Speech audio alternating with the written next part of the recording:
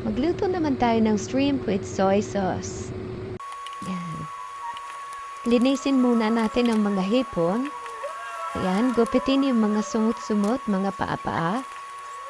Tanggalin ang small intestine na pinagdadaluyan ng dumi. Ayan. Hugasang maigi. Ayan. Pagkatapos, lagyan ng cornstarch. Ayan. Painit ng kawali. Lagyan ng mantika. Ilagay isa-isa ang mga hipon. Ayan. Tapos, baliktarin. Ayan. Baliktarin isa-isa.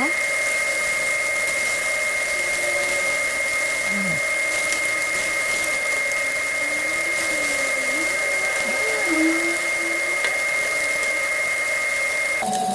At hanguin. Ayan, hanguin na.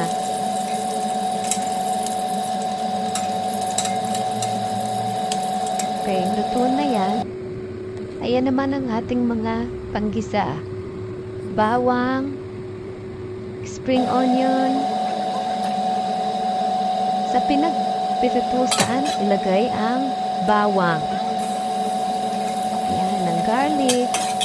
Tapos, igisa-gisa natin hanggang sa konting brown lang.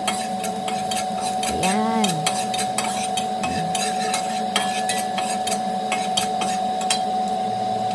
Ilagay na ang hipon. Halu-haluin ng bagya. Yan. Mekos-mekos.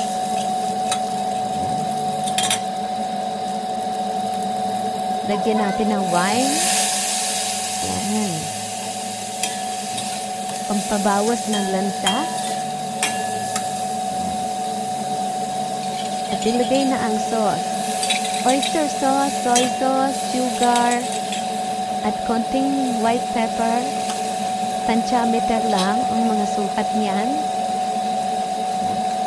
Pakauluin ng kaunti.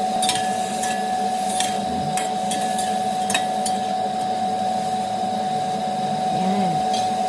Malapit na siyang maluto. Tapos lagyan ng cornstarch, pampalapot. Yan.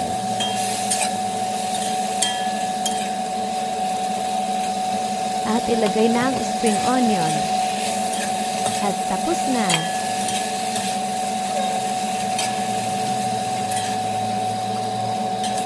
Hanguin. And thank you for watching.